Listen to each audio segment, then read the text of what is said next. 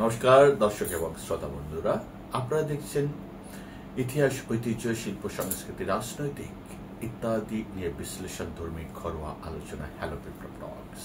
Hello বিপ্লব টক্স যদি আপনাদের ভালো লাগে অবশ্যই লাইক, সাবস্ক্রাইব, কমেন্টস করে আমাদের পাশে থাকবেন। হ্যাঁ দর্শক এবং শ্রোতা মণ্ডলী, আমাদের আজকে যে বিষয় নিয়ে আলোচনা করব, সিএএ কেন্দ্রিক এবং এসআইআর কেন্দ্রিক বিভিন্ন যে ভিডিও দেখেছেন সেখানে অনেকেই বিভিন্ন প্রশ্ন করেছেন। সেই প্রশ্নের কিছু উত্তর দেওয়ার চেষ্টা করব। আজকে আমাদের স্টুডিওতে উপস্থিত আছেন সিএএ বিশেষজ্ঞ দেবপ্রসাদ গাইন। তিনি নিরলসভাবে কাজ করে চলেছেন। আপনারা তাকে ফেসবুকে, ইউটিউবে, বিভিন্ন সামাজিক মাধ্যমে দেখতে অভ্যস্ত এবং দেখে থাকেন, আপনাদেরও সুপরিচিত মুখ। চলুন দেরি না করে তিনার কাছে আমরা বিভিন্ন প্রশ্নের উত্তর খোঁজার চেষ্টা করি। নমস্কার দাদা। নমস্কার দাদা, সিএএ আবেদন করতে গিয়ে মানুষ বিভিন্ন প্রবলেমের সম্মুখীন হচ্ছে। বিভিন্ন কাগজপত্র থেকে শুরু করে পারিপার্শ্বিক অনেক চাপের সম্মুখীন হচ্ছে। কেন করবে, এই দ্বিধাদ্বন্দ্বের ভিতরে ভুগছে। এখান থেকে এই প্রবলেম উতরিয়ে কিভাবে তারা আবেদন করতে পারে এবং ভারতীয় নাগরিকত্ব সার্টিফিকেট সিএতে অ্যাপ্লাই করে তারা সংগ্রহ করতে পারে বলে আপনার মনে হয়? আসলে সিএ নিয়ে প্রবলেম উদ্বাস্তুদের জন্য কোনো কিছুই নয়। সিএটা হচ্ছে উদ্বাস্তুদের বাঁচার একটা চাবিকাঠি। আর যারা এই সিএ কে বিরোধিতা করছে তারা একটি নির্দিষ্ট লক্ষ্য নিয়েই এই বিরোধিতাটা করছে। সেটা হচ্ছে এইরকম, এই যে আমরা যারা উদ্বাস্তু, যে সমস্ত সম্প্রদায়ের মানুষ বা যে সমস্ত উদ্বাস্ত মানুষ আমরা এই ভারতবর্ষের বিভিন্ন প্রান্তে ছড়িয়ে ছিটিয়ে আছি, তাদেরকে একটা শ্রেণীর মানুষ দীর্ঘদিন তাদেরকে তাদের বাড়ির কর্মচারী হিসাবেই দেখেছে। তো আজকে যদি এই সিএ এর মাধ্যমে তারা নাগরিকত্ব পেয়ে যায়, তাহলে তাদের প্রভুত্ব কেউ স্বীকার করবে না। এই উদ্বাস্তু মানুষগুলো তাদের পিছনে দাদা দাদা, ভাই ভাই বলে তেল দিয়ে বেড়াবে না।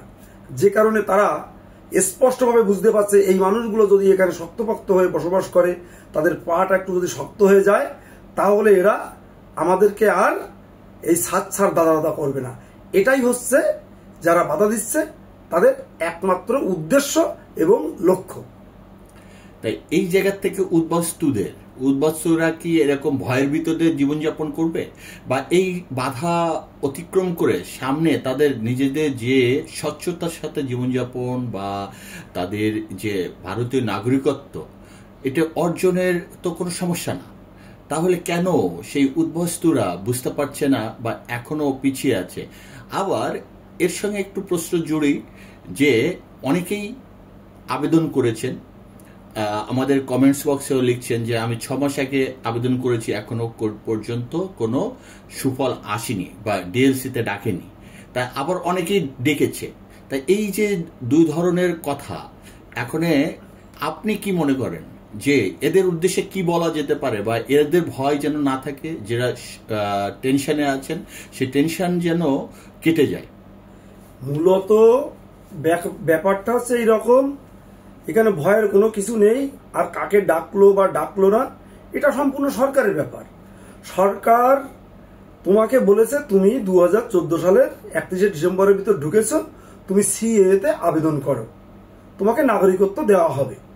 তুমি যখন এই সিএতে আবেদন করছো, আবেদন করার পর যখন অ্যাকনলেজমেন্ট কাগজ তুমি হাতে পেয়ে যাচ্ছ, তার মানে হচ্ছে তুমি পুরো 12 আনা তোমার দায়মুক্ত। তার কারণ সরকার তোমাকে বলেছে আবেদন করতে, তুমি আবেদন করেছো। কখন, কত তারিখে, কোন সময় সার্টিফিকেট দেবে, সেটা সরকারের একান্ত ব্যক্তিগত ব্যাপার। আর আমরা আজকে আবেদন করলাম, 1 সপ্তাহের মধ্যে আমাদের হ্যারিং হয়ে গেল, 3 দিনের মধ্যে আমরা কার্ড কেন পাচ্ছি না, এইটা নিয়ে এত উতলা হওয়ার কারণ নেই। কারণ আমরা এই দেশে বহু বছর ধরে বসবাস করছি, এইভাবেই বসবাস করছি।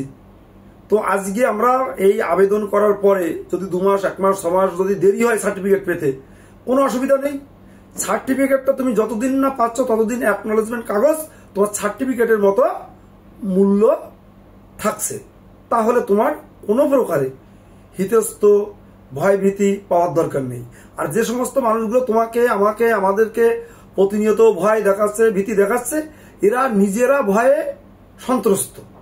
তার কারণ এরা বুঝতে পারছে যে এই মানুষগুলো যখন শক্তপোক্ত অবস্থানে এসে যাবে এই নাগরিকত্ব পাওয়ার পরে, তখন এদেরকে আর আমরা চায়ের দোকানে ইফটিজিং করতে পারবো না, বাঙাল, বাঙালি এ সমস্ত বলে এদেরকে আমরা গাল দিতে পারবো না, এদেরকে ভয় দেখিয়ে আমাদের বাড়ির কাজ করাতে পারবো না, বাজারের ব্যাগ বহাতে পারবো না। এই সমস্ত কারণে এই মানুষগুলো আমাদের এই উদ্বাস্তু সম্প্রদায়ের পিছনে লেগে আছে। সে সমস্ত সীমিত কয়েকজন মানুষ, এরা সীমিত কয়েকজন হাতে গোনা মানুষ। তো যেদিন উদ্বাস্তুদের ঘুম ভাঙবে, যেদিন উদ্বাস্তুরা মোটামুটি ভাববে যে এই মানুষগুলোই আমাদের ক্ষতিকর, সেদিন এরা পালানোর জায়গা খুঁজে পাবে না। আবার এই আমরা যারা দেখছি, চারিপাশে ঘুরছি, আবার কিছু কিছু সোশ্যাল মিডিয়ায় আমাদের চোখে পড়ে অনেকে বিষোদগার করছে। বিষোদগার কিরকম? গালিগালাজ করে যে এরা হচ্ছে কি বিজেপির দালাল, তার কারণে সিএ নিয়ে কাজ করছে, সিএ এটে, এই এক শ্রেণীর মানুষটা এগুলো করেই চলেছে। কারণ হচ্ছে কি তারা চাচ্ছে না যে আসলে এই কাজগুলো হোক।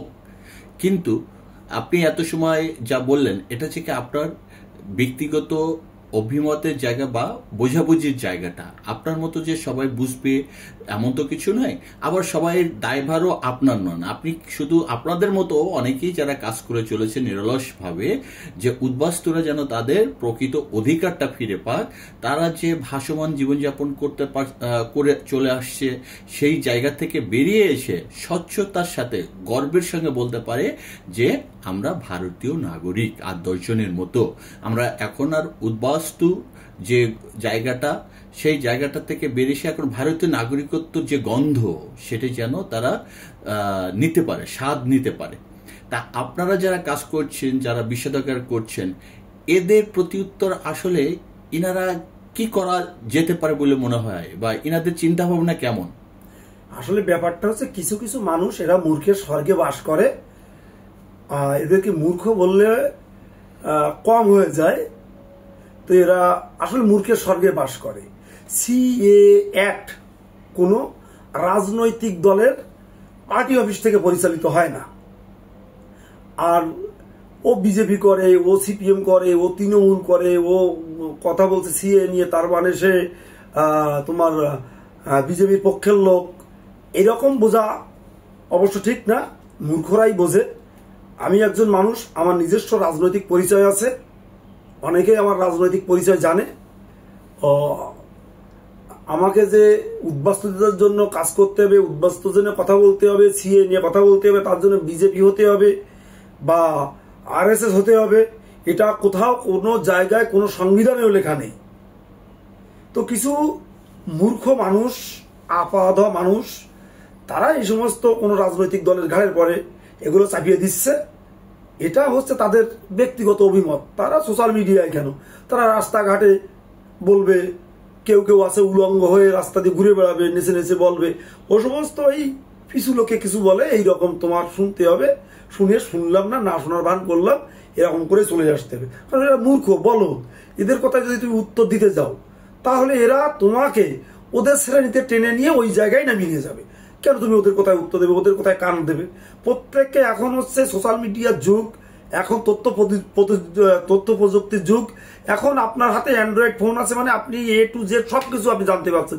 সিএ এর মানে কি, এনআরসির মানে কি, এসআইআর এর মানে কি, এমপিআর এর মানে কি। এখন ওই 2-4 জন মূর্খ, 2-4 জন আপাধ, 2-4 জন সুযোগ সন্ধানী 2-4 পয়সা খেয়ে ওই মিডিয়ায় বড় বড় মুখ করে বলছে, সুন্দর লিপস্টিক, আলতা, সিঁদুর মেখে, কেউ সুন্দর কোট জামা পরে বেঁকিয়ে ঝুঁকিয়ে বলছে। এদের কথা শোনা মানে আপনার কিছুটা সময় নষ্ট করা। প্রয়োজনে এদের এই ধরনের কথাবার্তা শুনলে আপনি এদের চ্যানেলটিকে আনসাবস্ক্রাইব করে বেরিয়ে আসুন, সাথে একটি রিপোর্ট মেরে দিন। এটাই হচ্ছে আমার বক্তব্য। কিন্তু এই জায়গার থেকে যারা আবেদন করতে চায়, আবেদন করার বা অনেকেই উৎসাহিত দেশে 10 কদম যদি এগিয়ে আসে 20 কদম পিছিয়ে যাচ্ছে, তাই এনাদের উদ্দেশ্যে আপনি কি বলবেন বা কি করা যায়?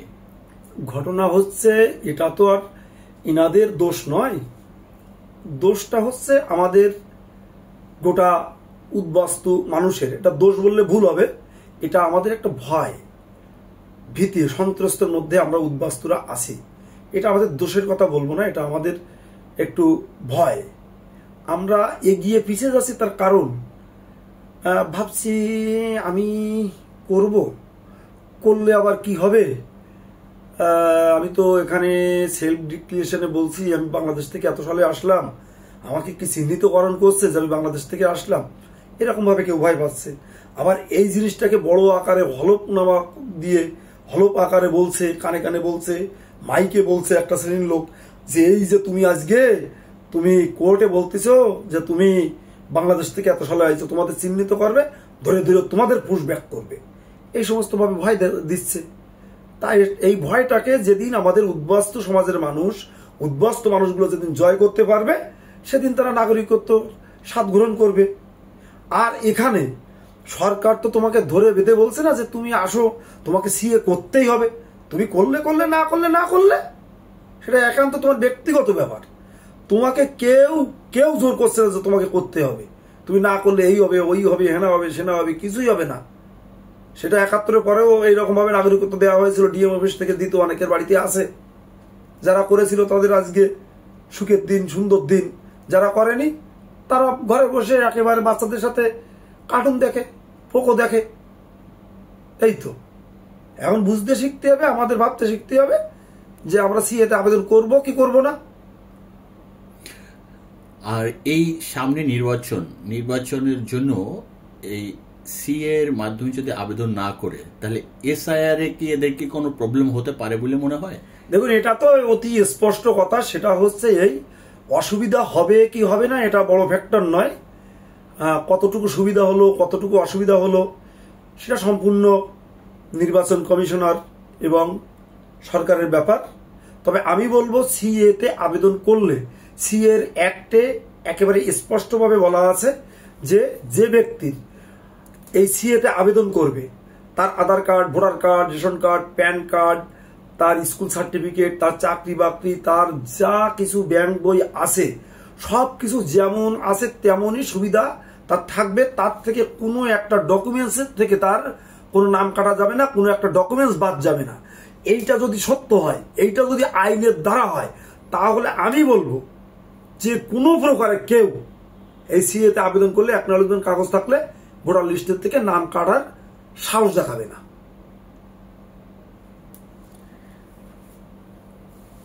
অনেক অনেক ধন্যবাদ দাদা, আপনার মূল্যবান অভিব্যক্তি প্রকাশ করলেন। আশা করি যে অনেকেই তাদের ভুল ভ্রান্তি কাটিয়ে তাদের যে প্রকৃত যে করণীয় সেদিকের দিক নির্দেশনায় এগিয়ে যাবেন।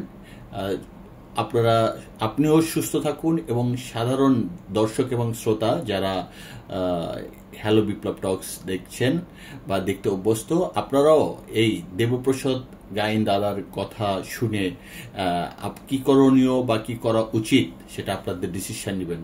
দাদা, আমাদের দর্শক এবং শ্রোতাদের উদ্দেশ্যে আপনি কিছু বলতে চান? দর্শক শ্রোতা যারা আছে শহর, বন্দর, গ্রাম গঞ্জে এবং আমাদের এই রাজ্যে তথা রাজ্যের বাইরে এবং দেশের বাইরে যারা আছো, প্রত্যেককে হ্যালো বিপ্লব টক্স এই চ্যানেলটিকে সাবস্ক্রাইব করে দিও এবং তার চ্যানেলটিকে একটু সামনের দিকে এগোনোর সুযোগ করে দিও এবং শেয়ার করে সারা দেশ তথা বিদেশে যে সমস্ত আমাদের প্রবাসী ভাই বন্ধুরা আছে তাদেরকে অবশ্যই এই মূল্যবান প্রতিবেদন দেখার সুযোগ করে দিও। তো আজকের এই সন্ধ্যায় সবাইকে আমার আন্তরিক শুভেচ্ছা, ধন্যবাদ জানিয়ে, নমস্কার জানিয়ে শেষ করলাম। অনেক অনেক ধন্যবাদ দাদা।